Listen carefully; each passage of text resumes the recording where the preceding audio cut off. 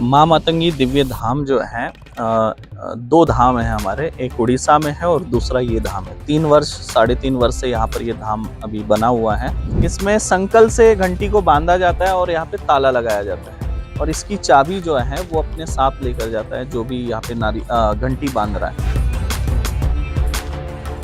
पहले नारियल बांधा लाल मनोकामना के लिए, उसके बाद घंटी बांधी, ताला के साथ उसमें नकारात्मक ऊर्जा बांधते हैं गुरुजी। स्पाइन का बीमारी था तो डॉक्टर्स नहीं ठीक कर पा रहे थे। धाम में गुरुजी बताते हैं कि किस कारण से ये हुआ है और कैसे ठीक हो सकता है। माँ मातंगी दिव्य धाम जो है रायपुर से 35 किलोमीटर दूर है। नवरात्र का जो नवरात्रि है वो चल रहा है। माता के जो भक्ति में छत्तीसगढ़ ही नहीं पूरे देश के जो भक्त हैं वो डूबे हुए हैं, उनकी सेवा कर रहे हैं, उनकी लगातार मनोकामना की पूर्ति के लिए ज्योत भी जलाए हुए हैं। ऐसा ही धाम जो है धमतरी के मातंगी दरबार में हम मौजूद है। ये माँ मातंगी दरबार का दिव्य धाम है जहाँ की महिमा जो है छत्तीसगढ़ ही नहीं, छत्तीसगढ़ से अपितु पूरे राज्य में पूरे देश में इनकी ख्याति जो है फैली हुई है। तो हम इस धाम में पहुँचे हुए हैं और वहाँ का नज़ारा आपको दिखाते हैं और यहाँ का जो दिव्य शक्ति है उसकी जो है आपको जो है आज रूबरू कराते हैं।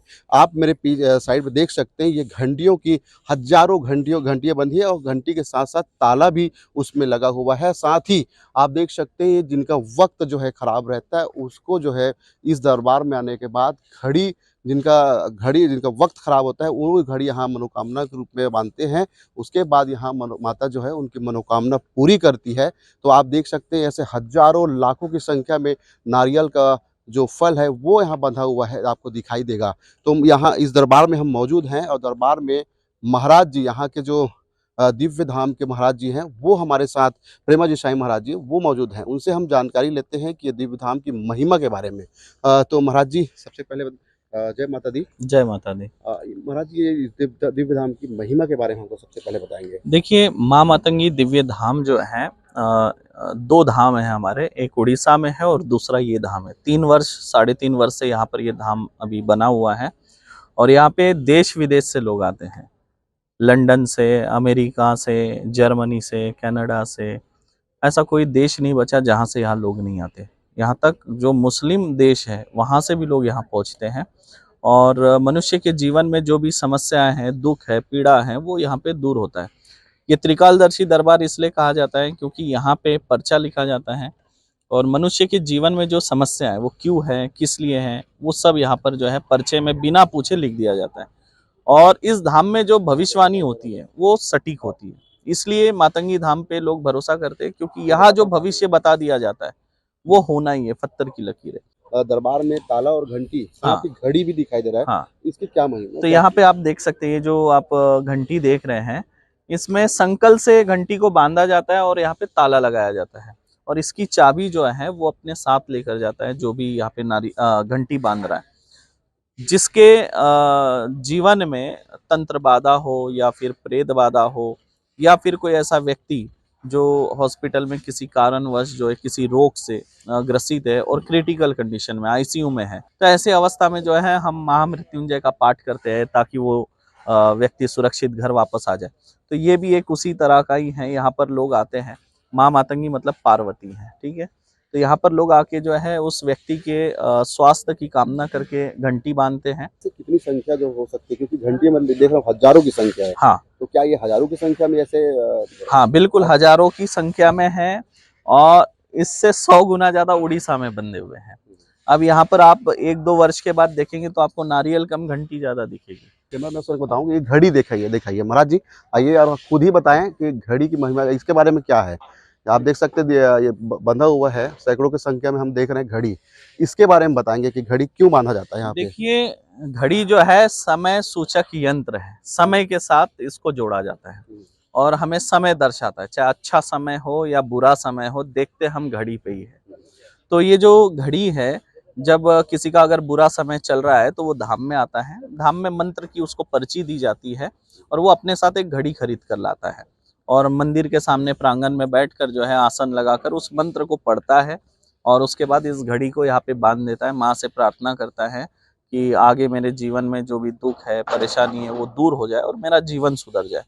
तो उसके जीवन में जो भी दिक्कत होती है, जैसे आर्थिक समस्या है, व्यापार ना चलना, घर में कलह क्लेश होना, रोग की समस्याएं हो, असफलता की समस्याएं हो, वो सब दूर हो जाती है और उसका अच्छा समय चालू होता है।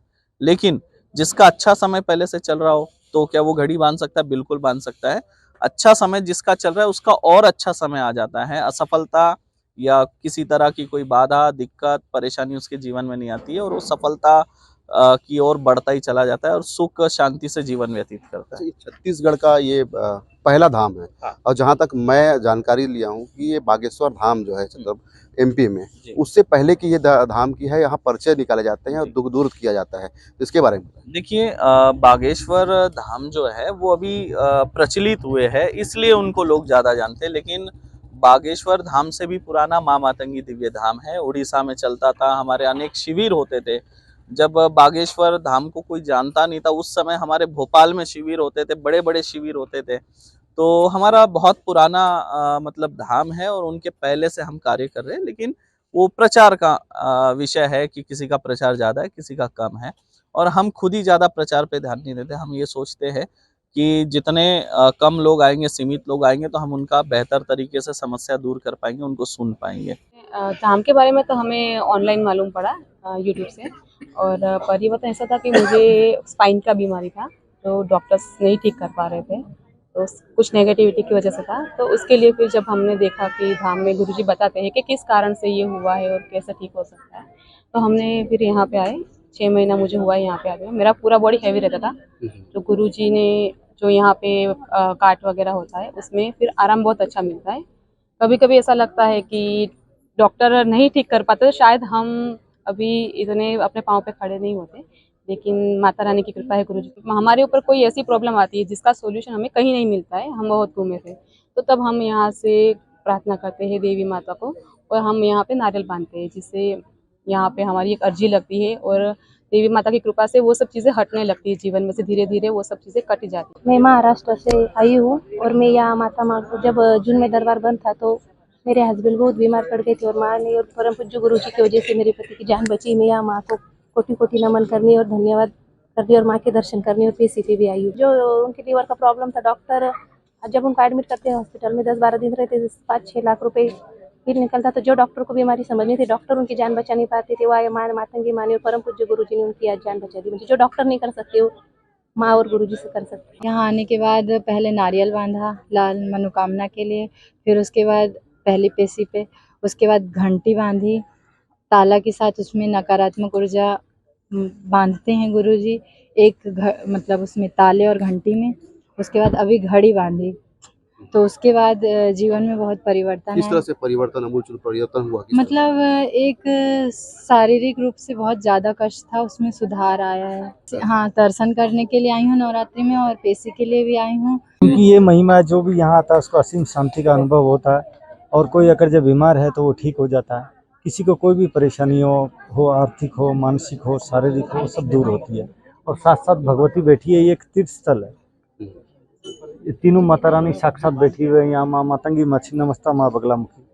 तो यहाँ हम आते रहते हैं पेशी करने के लिए और माता रानी के दर्शन करने के लिए। सेवा तो यही करते हैं, सुबह शाम पूजा होती है और नवरात्रि में देखने का फिर माँ का दरबार में जाते ही है, लोग मंदिर भी जाते हैं। फिर ये तो तीर्थ स्थल है जहाँ पर साक्षात माँ बैठी है, तो फिर आना ही है नवरात्रि में।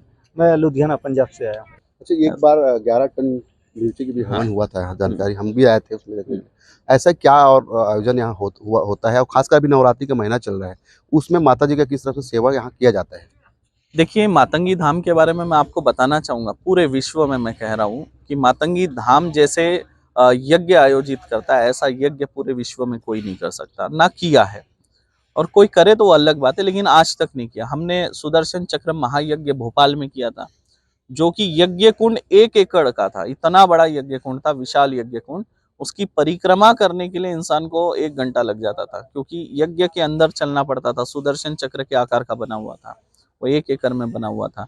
उसके बाद में विशाल माँ बगलामुखी यज्ञ का आयोजन किया गया, जिसमें 11 टन सूखी लाल मिर्च, मतलब 11,000 किलो सूखी मिर्ची की आहुति डाली गई और उसका हमने वर्ल्ड रिकॉर्ड भी बनाया। उसके लिए आने वाले समय में जो है हमें लंदन के संसद भवन में सम्मानित किया जाएगा और बगलामुखी यज्ञ अनुष्ठान से जो है हर जनमानस को लाभ मिलता है। जीवन में जो दुख है, संकट है, शत्रु बाधा है, कोर्ट परेशानी है, घर में लड़ाई झगड़े होते हैं, वो सब दूर हो जाता है। रोग भी दूर होता है इनके यज्ञ से।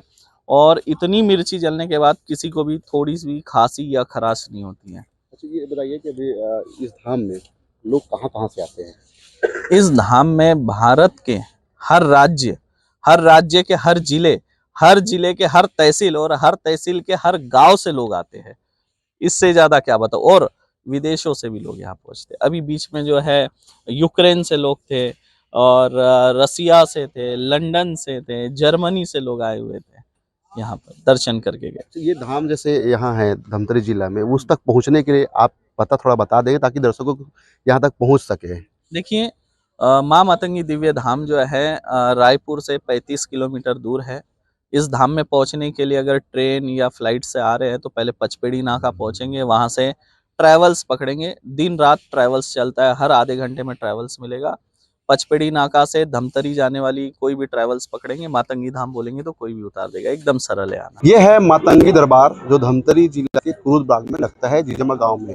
आप देख सकते हैं मेरे पीछे में ये मातंगी माता का मूर्ति है और नवरात्रि का सीजन चल। नवरात्रि में भक्त जो है यहाँ किस तरह से भीड़ हुए होती है यहाँ आप देख सकते हैं। अपनी मनोकामना पूर्ति के लिए माता के पास मत्था टेकते हैं और अपनी मनोकामना की पूर्ति के लिए यहाँ पूजा पाठ करते हैं।